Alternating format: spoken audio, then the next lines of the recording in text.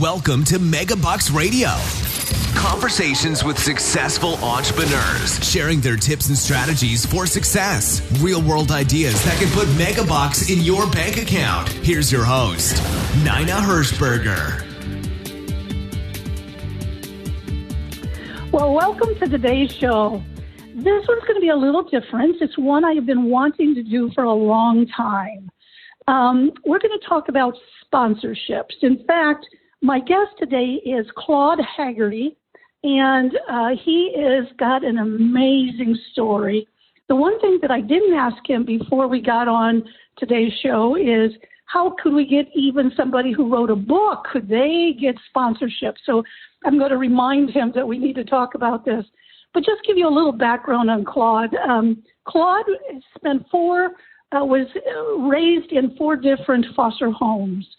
He was going from home to home, and he had a stuttering problem. So obviously, you knew school was not an easy thing for Claude. But there was something that happened in his life. He discovered the library, and in the library was something that created magic in his life, figuratively and in reality. And Claude, that's where I want us to start the story. So first of all, welcome to today's show. I appreciate it, Nina. I'm looking forward to having a great conversation with you here today. Oh, so tell me what happened in that library and how old were you? Well, the first thing that changed my life was in grade 7. I went into the school library and I found a book on magic tricks, and I learned a simple card trick. And I would take a deck of cards and I would practice this trick so I could do this without stuttering. And I went to show my principal this trick, and he always praised me for wowing him. A few months later, I went back to my school library, and there was a book on the table as someone left behind. And this book talked about how to make your dreams come true. And it recommended that I take a piece of paper, write down my biggest dream. So I wrote down that I'm going to create one of the largest magic shows in Canada. I was going to raise $1 million for charity. I was going to make an elephant disappear, of all things. And I wanted to work with lions and tigers like Siegfried and Roy. And I showed my principal my dreams and goals. And a couple days later, my principal called me to the office, said there was a big magic show coming to a nearby city. He bought 5 tickets for this performance, but there's only 4 people in his family. So he had a random draw. And from all the kids at the school, I would win this lucky magic ticket. And I got to go with him and his family to be amazed. And that's how this started. Okay, so 7th grade, and you really physically wrote down that kind of dream? Yes. I put it on my bedroom mirror and on my school locker, yes. One of the coolest things I think that happened to me was the fact that I showed that to my principal. And I think that's a lesson for all of us, because we keep our dreams and goals bottled inside of us. And many times, if we were to share our goals and what we hope to accomplish with others, many of them are the ones that will help us to make this happen. Yeah, but in your life, weren't you afraid that he'd make fun of you? I mean, those are pretty big dreams for a 7th grade. Yes. But that's what I wrote down. That's what the book said to do. I put them on my bedroom mirror. And eventually I started building this magic show. And by the time I was in my early 20s, I became a full-time illusionist. And I was able to open the largest shopping mall in the world for 140,000 people. I remember when we first talked, you said, if you think of all of the cities across Canada and you took a dart, there wouldn't be any city that you had not probably done some sort of show for. That's right. I think I did around 11,000 events in 11,000 different cities. And so that was certainly, you made your mark in that. So let's segue into sponsorships. How did you have sponsors during those days, or how did that work? Well, I was kind of forced into sponsorships, not by choice. because I traveled with 8 tons of equipment and I had a large staff, and because I was involving 400-pound Siberian tigers in my show, the insurance was unbelievable. So my costs were more than my clients could afford to pay. So I was kind of forced into the sponsorship model so I could afford so my clients could be able to afford me. And I realized by getting sponsored, there was 4 major advantages that I instantly had as an advantage. Number one, as soon as I partnered with someone as a sponsor, I get immediate credibility. And this was credibility that I may not have had on my own. The second advantage is when I took on a sponsor or a champion, they had a Rolodex of connections of other folks and partners that could help me to do my events. The third advantage is a sponsor gave me instant cash. So many times I had thousands of dollars in cash before I even did my event, which sure paves the way for an expert. And then the last thing would be I had complete control over my calendar because I was self-funded through sponsorships. I was able to pick and choose the dates that I wanted to perform, and I got to pick and choose who I partnered with. Okay, so all that makes sense. So what was the advantage of a sponsor to sponsor you? Why would they do it? Well, first of all, one of the things that I always tried to do was to benefit a local nonprofit group in every situation where I could. So, first of all, a local business or a sponsor would see value in not only supporting that cause, but to get access to that nonprofit group's followers.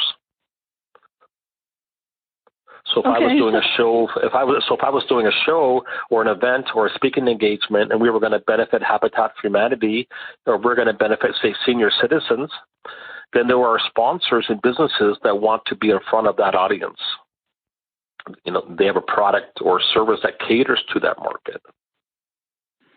Okay, so give me an example. Let's say you were doing a seminar, a half-day seminar on how to retire gracefully or how to have income after retirement.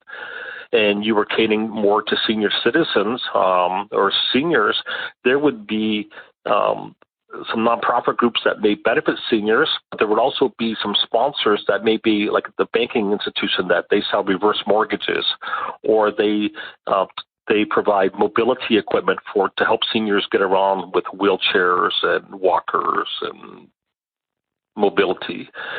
So there would be businesses that would love to be in front of that audience, and they would partner with us to help us put on events to serve that cause. Okay, so let's go down and let's a real rabbit trail. So let's say we're in a 55 and older community, so that's the ideal. Let's say it is somebody who's in the mortgage industry and they are talking about reverse mortgages. And so they're going to put a seminar on how to get money out of your home to help pay for certain things. So it would be that mortgage broker who would pick up the phone and call the mobility company, the hearing aid company, the assisted living, whomever, and would say, I'm going to have this event. We're going to do it at this location. So now, what would the talk track be? Well, here's the thing. Nina, one of the things that I find working with entertainers and race teams all over the world is most people complicate this process. So in the beginning, businesses will probably only sponsor you if you can check off 3 boxes. If they know you, like you, and trust you. If a business does not know you, like you, and trust you, the odds of being sponsored would be not all that great. So one of the things that we encourage folks to do is to reach out to businesses that already know, like, and trust you, and that you already know, like, and trust them, and begin with those sponsors in the beginning. Like, who's your realtor? Who's your veterinarian? Who's your dentist? Who's your, what businesses do you support, right? in your own community first, and then to leverage that out from there. Well, that makes sense. Yeah, that makes perfect sense. So, and what I do is I have multiple sponsors, but I only have one sponsor in every category. So if I'm doing an event, I may have one realtor. That's it. First come, first serve. I may have one mortgage agent. First come, first serve. I may have one automotive business. First come, first serve. That will partner with me to make the magic happen in my community. And from there, to benefit from nonprofit. To benefit nonprofit, to benefit the audience as a whole, to benefit the festival, the fair, the shopping mall, wherever we're performing. In my case, many times it was with local nonprofit groups. When we deal with nonprofit groups, not only do you have your board of directors, not only do you have the people that they serve, the homeless, the addicted, the challenged, there's also a group of donors that donate money on a regular basis to that cause. And those donors are normally entrepreneurs, self-employed, management. They're the ones who can have the affordability to donate to that cause on an ongoing basis. So many times if we go to the nonprofit group and say, how do you reward your existing donors? Most of them will tell you not enough. But what if we were to do an event, bring in speakers, and to benefit those donors? What if we could help them to grow their business so that they in turn can afford to donate even more money to our cause? And most experts deal with that niche. Your self-employed, your management, your entrepreneurs, mamapreneurs, papapreneurs, right? So there's a whole whack of businesses in each community that would love to have access to that niche as well, like automotive. And here's the thing, drive around your city and look at all your billboards. And I can tell you already who they are. They're your realtors, your mortgage agents, your financial planners, your roofing companies, your heating and air conditioning companies. And one of the reasons they make good sponsors because they only need, if you were a realtor and I sent you one lead, and you sold a home, that could generate thousands of dollars in commission just with one customer. Yeah, that makes perfect sense. Right? So if I could come to you and say, hey, Nina, I noticed you have this billboard that costs you $4,000 a month. What if we took 1 month of that and we partnered together and we did an event and we were to benefit these causes? And that was to make sure that you were recognized as a realtor that stepped forward to make this happen here in this community. We're helping veterans. We're helping seniors. We're helping Habitat for Humanity. We're helping the firefighters. We're helping the hospital. We're helping the homeless. So when you do that, Claude, do you always just pick up the phone and call? Do you send letters? How do you get even the person you need to talk to on the phone? Well, see, first of all, I'm not into selling. So one of the easiest way is what Dean and I call, Dean Hankey's my partner, what we call VIP, which is create value in advance that generates an impact. And then there might be an opportunity for us to mutually profit together. There's a difference between if you were a realtor and I called you and said, hi, Nana, I'm doing an event, send me a check, sponsor me. Or if I was to give you value in advance, if I sent you a little promo video, if I did something with your logo, if I took your logo and put it on my Facebook page telling all my friends how awesome you are as a realtor, what great service you provided for me, if I left you a Google review, if I left you a Facebook review, if I gave you some value in advance, if I sent you a customer of someone who listed a home, would you be more or less likely wanting to talk to me about partnering together and how we can mutually profit, opposed to me sending you or calling you cold turkey and say, hi, I'm doing this event, will you sponsor me? So we like to give value in advance that generates an impact. I'll give you an idea. I'm a racing fan. So a couple of years back, I'm sitting in a stadium on a Saturday night watching Saturday night racing, and I noticed there was 500 empty seats in the stadium almost every Saturday night. So I went to the owner and said, hey, I have an idea for you. You should partner with nonprofit groups. They should buy those seats and you donate a portion back to the nonprofit group. He sent me an email, go, oh my God, what you said was so fantastic. What a great idea. Hey, give you value in advance. I'm not asking anything in exchange. I'm just helping you. So there's a time, I think man has realized that there's a time to plant seeds, there's a time to nurture those seeds, and there's a time to harvest. So I like to plant seeds. I like to nurture that relationship. And then I like to see if there's a way where we could harvest or mutually profit or benefit by helping each other after I've already given you value. Okay, so let's fast forward. I think, what was the year? 2016? No, when did you go off the road? When are you no longer? 2006 answer. So I took my show off the road. I retired for good after 36 years of being on the road. And I opened a brick and mortar mom and pop sub sandwich shop. And if I recall what you said is you have sponsorships for a sandwich shop. So tell me how that works. Well, I got my meat slicer sponsored. I got my pop machine sponsored. I got all my cold cuts sponsored. I even have another business that pays my rent at my sub shop basically as a sponsor, and I give them value back in other ways. So I was able to open a business that would have cost me $40,000 or $50,000. I was able to open it for less than $500 because I had everything paid for by sponsors. Okay. I created some events in my community that would benefit some nonprofit groups, and rather than my butcher paying me $2,000, he gave me a $5,000 meat slicer rather than somebody else. So I got my cold cuts, my uniforms, my sign, by creating an event and then trading what I needed for my sub shop in return of the sponsorship. Okay, what kind of event was it? I did a magic show, because I'm a magician, but it could be anything. Okay. So right? You did a magic show. Right. And I involved a couple of nonprofit groups.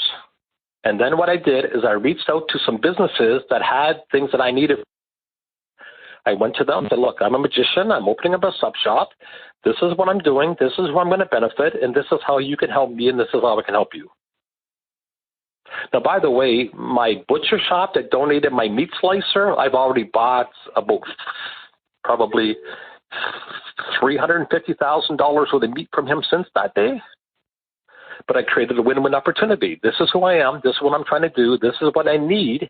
And this is how I can repay you over and above what it would cost me if I normally had to buy this from you. This is how I can give you value in exchange. If it's for you, say yes. If this is no, say no thanks.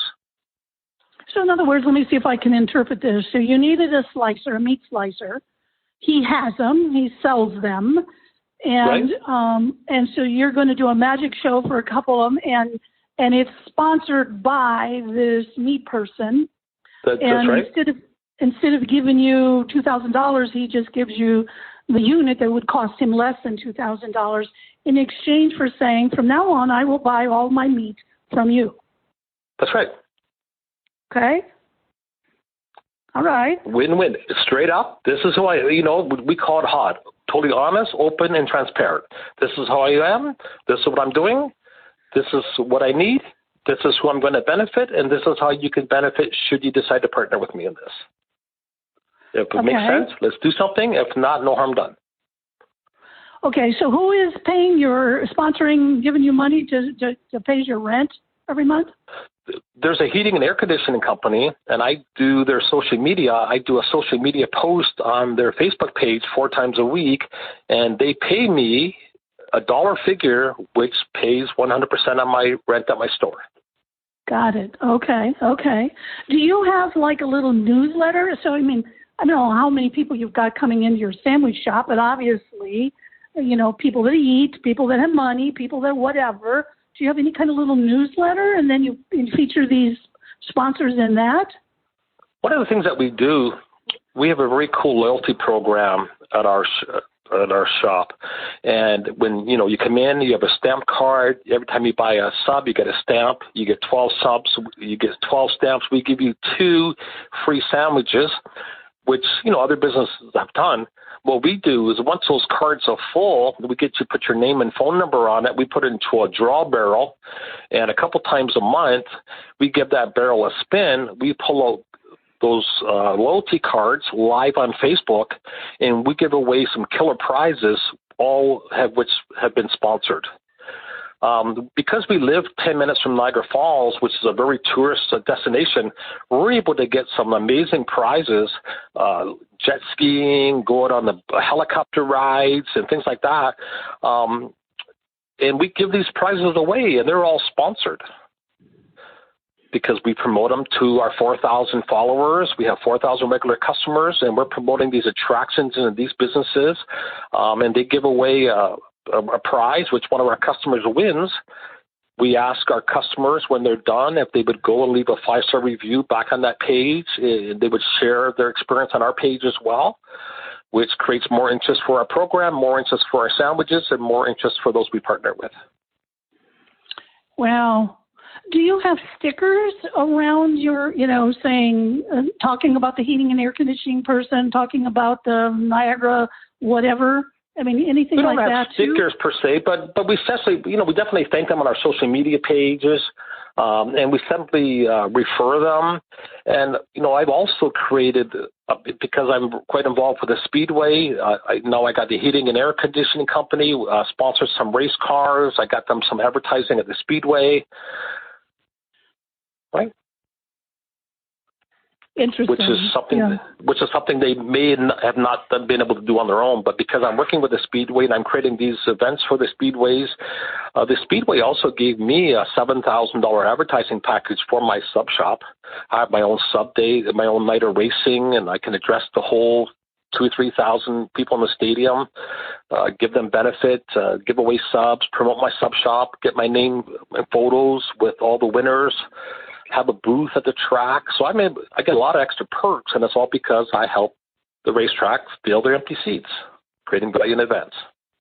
Okay, let's move into, because I know that you're one of the passions that you and Dean have, Dean's your partner, is to help speakers, to help other entrepreneurs to actually, because you know how much the nonprofit world, particularly post-COVID or middle of COVID or into whatever we are, there's more needs now than ever. And so let's say that you are a speaker. Tell me how they would go about doing this kind of strategy. Well, the first thing would be is to reach out to a local nonprofit group and arrange to go visit with them. And we normally ask them a couple of quick questions, right? First of all, what do you do here? Who do you serve? What do you need right now? And I always like to ask them, have you personally witnessed any miracles or anything life-changing here that you could share with me in any way? And most of them would tell us of their struggles, that they're serving more people now than ever before, that they have less resources now than ever before to work with. And so I take this information. I might go visit 5 or 6 different nonprofit groups in any given area. And then a couple of days later, I would go back and saying, met with you. What you told me about your cause really resonated with me. I'd love to see if I could help you. What if we partnered together? What if we did an event? What if we provided the seminar, the workshop, the program, whatever it may be? You have your followers. What if we promoted this together, create an event, and we'll split the tickets 50-50? Okay. What kind of ticket price? Well, it depends on what it would be for, but most authors, speakers, and that was doing seminars, we would offer them maybe a $100 ticket where they would come and do a full day or half day seminar for $100, which may normally have been $1,000, $1,500 to attend. But because we're working in conjunction with this nonprofit group, on the average, we would draw 100 people at $100 a piece, $10,000 in ticket sales, $5,000 would go back to the speaker, and $5,000 would go to the nonprofit group.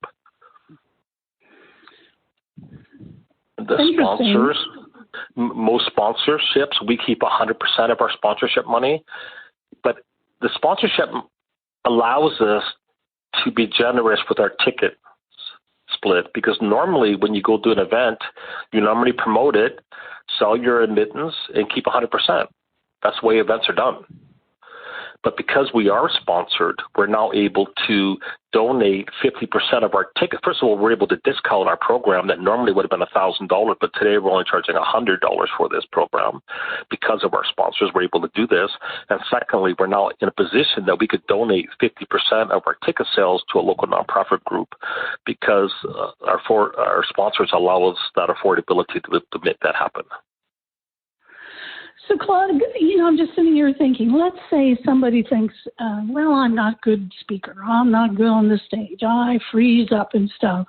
But this sounds really interesting. It sounds like something I'd like to participate in. Could they find someone who's good at speaking? I'm just going to pull just an idea out of my hat. Sure. What about a humane shelter? And so they find somebody who's very good about training dogs. Right. And, which would be a very interesting seminar to come to. How in 20 minutes or less to, get your dog not to jump or bark when people come, whatever. Exactly. And so, but I don't know that. So would they partner with somebody? Does that make sense too?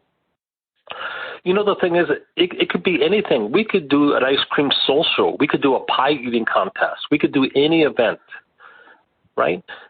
In our case, because we are entertainers, speakers, presenters, we already have the event built in. See, normally when nonprofit groups decide to do fundraising, they have to get their committee together. They have to brainstorm. They have to think of an idea. They have to promote that idea. They have to man it. They have to clean up, pay their expenses, and hopefully make a profit. We're saying, hey, what if we did an event, whatever it may be, we'll bring the event, done. This is what we do. We got this part. You help us promote it. We'll give you the tools that you need to help promote it to your group. We'll do a 50-50 ticket split. And we're able to do this because of the generosity of our partners in the community. Perhaps we got the venue donated. Perhaps we got some cash up front, which allowed us to be generous with our ticket sales. Many of our sponsors will also throw in some perks for those who attend. Imagine paying $100 to attend my event, but you walked away with $200 or $300 in bonus coupons or bonus offers of some sort by our champions. You got a free car wash. You got a free oil change. You got this. You got that. Free pizza, whatever. Yeah, very wins. Interesting. Yeah. Everybody wins, right? Yeah, makes perfect sense. Well, Claude, I am looking at the clock, and unfortunately, we are at the end of our time. But I know there are going to be people that have been hearing and listening to this show who's going to say, Claude, I want to know more. That sounds like something that I need to know about, something that I could do. Where can they find out more? Where can they learn, training or anything that they can go to? There's a couple of things that we could do, Nina. First of all, you can go to chatwithclaude.com, which is my appointment calendar. I'll gladly chat with anyone who's interested in sponsorships or making a difference for nonprofit groups to find out firsthand where you're at and to give you some direction that might help you. So chatwithclaude.com.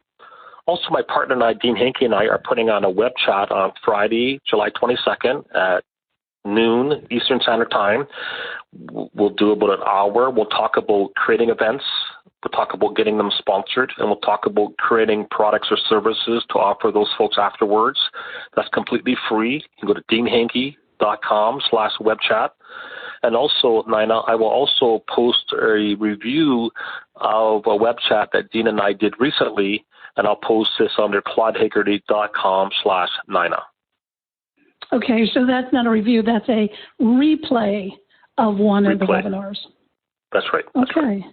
Well, that's very generous, Claude. I mean, just to get time with you one-on-one is an incredibly generous offer. So again, thank you so much. It doesn't matter what business or what you're doing. There are nonprofits that need help, and it's a good way for you to win, for them to win, and for sponsors to win. So it's a triple win. I call it the trifecta. You have you've gotten that trifecta down perfected. So anyway, Claude, thank you for being on today's show. And until next time, this is Nina Hershberger. Go out and make it a great day.